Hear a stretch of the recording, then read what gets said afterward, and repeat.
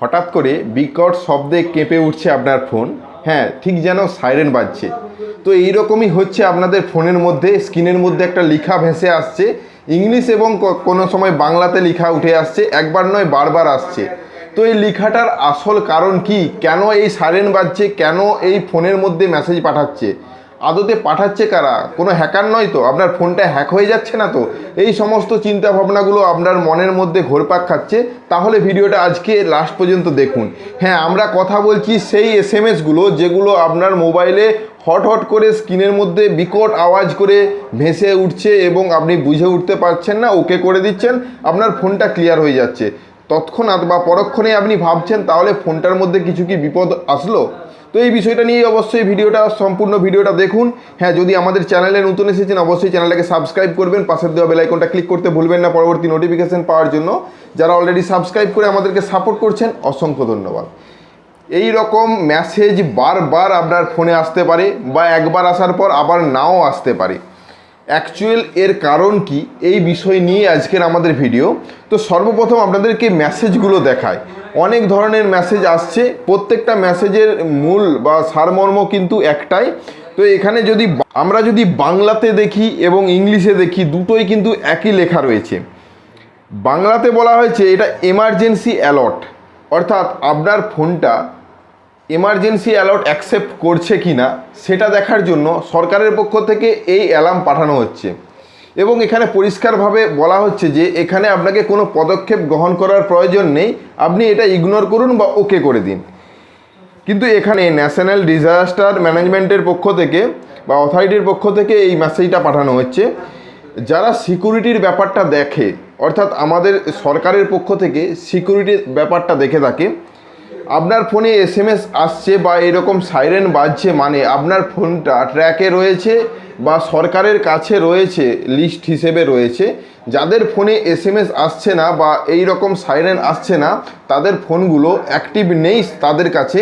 যদি কোনো সময় দুর্ঘটনাজনক কারণে আপনাকে মেসেজ পাঠানোর প্রয়োজন মনে করে এই ডিপার্টমেন্ট বা সরকারের পক্ষ থেকে, যেটাকে এমার্জেন্সি অ্যালার্ট, ধরুন আপনাকে মেসেজ পাঠালো, মেসেজ আপনি নাও দেখতে পারেন, কিন্তু এইভাবে যদি এমার্জেন্সি অ্যালার্ট পাঠানো হয়ে থাকে তাহলে আপনি অবশ্যই স্ক্রিনটা খুলে দেখবেন এবং সেই মেসেজটা পড়বেন, যাতে সরকারের পক্ষ থেকে তৎক্ষণাৎ কোনো পদক্ষেপ নেওয়া হয়ে থাকে। ঠিক যেন ব্যাংকের অ্যালার্ম বাজে, ব্যাংকে প্রত্যেকটা সিকিউরিটি পারপাসে অ্যালার্ম সিস্টেম রয়েছে, আপনারা জানেন। আপনাদের কাছে যদি ব্যাংক থাকে তাহলে দেখবেন ডাকাতি বা চুরি, রাহাজানি বা ব্যাংকে কোনো কিছু সমস্যা হয়েছে, তখন ব্যাংকের তরফ থেকে সাইরেন বাজানো হয়ে থাকে। এই সাইরেনটা প্রতি বছর একবার চেক হয়, অর্থাৎ এটা চালু আছে কি না। প্রতি বছর যখন সাইরেনটা চেক হয় তখন কিন্তু আশেপাশের সমস্ত লোকজনকে জানিয়ে দেওয়া হয় আজকে ব্যাংকের এই যে সিস্টেম বা এই সিকিউরিটি সিস্টেমটা চেক করা হবে, আপনারা যাতে ভয় না পান বা আপনারা ভাববেন যে ব্যাংকে কোনো দুর্ঘটনা হলো বা চুরি ডাকাতি হচ্ছে তাহলে ছুটে যাবেন। সেই জন্য এটা আগে অ্যালার্ট করা হয়, তারপরে এই সাইরেনটা বাজানো হয়। অর্থাৎ সরকারের পক্ষ থেকে সেই রকমই মোবাইলের মাধ্যমে একটা অ্যালার্ট পাঠানো হচ্ছে, যাতে আপনাদের কাছে পৌঁছাচ্ছে কি না এটা দেখার জন্য। যদি এরকম কোনো সিচুয়েশন আসে বা আমাদের সরকারের পক্ষ থেকে আপনার কাছে এমার্জেন্সি কোনো অ্যালার্ট বা এলাকা বিশেষে এমার্জেন্সি কোনো তথ্য আপনার কাছে পৌঁছানো দরকার, তখন কিন্তু এই মাধ্যম ব্যবহার করে সরকার অতি সহজেই আপনার কাছে খবরটা পৌঁছে দিতে পারবে। তো সেইটারই এটা চেক আপ চলছে, চেকিংয়ের জন্যই এই ব্যবস্থা করা হচ্ছে। প্রত্যেকের মোবাইলে এইরকম মেসেজ আসছে, এটা নিয়ে তেমন কিছু ভাবার প্রয়োজন নেই। এইটুকু জানুন যে আপনার মোবাইলটা তাদের কাছে সুরক্ষিত বা তাদের কাছে লিস্টেড রয়েছে, যাতে কোনো কিছু ইনফরমেশন আসলে আপনাকে তাড়াতাড়ি পাঠাতে পারে। প্রত্যেক মোবাইলেই কিন্তু এরকম মেসেজ বা এরকম স্ক্রিনের মধ্যে ভেসে আসা মেসেজ আসবে এবং এটা নিয়ে অত ভাবার কিছু নেই।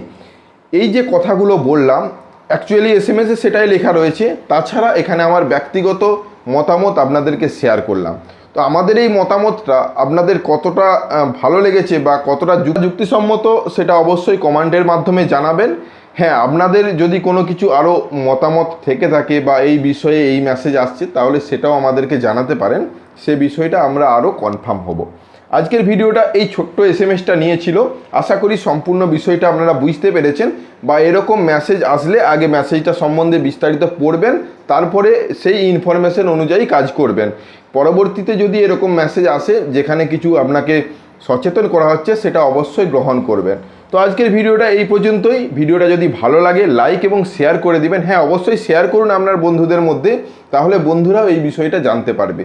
এবং যদি আমাদের চ্যানেলে নতুন এসেছেন অবশ্যই চ্যানেলটাকে সাবস্ক্রাইব করবেন। পাশের দেওয়া বেল আইকনটা ক্লিক করতে ভুলবেন না পরবর্তী নোটিফিকেশন পাওয়ার জন্য। যারা অলরেডি সাবস্ক্রাইব করে আমাদেরকে সাপোর্ট করছেন অসংখ্য ধন্যবাদ। এভাবেই পাশে থাকুন, দেখা হচ্ছে নতুন কোনো ভিডিও নিয়ে। ধন্যবাদ।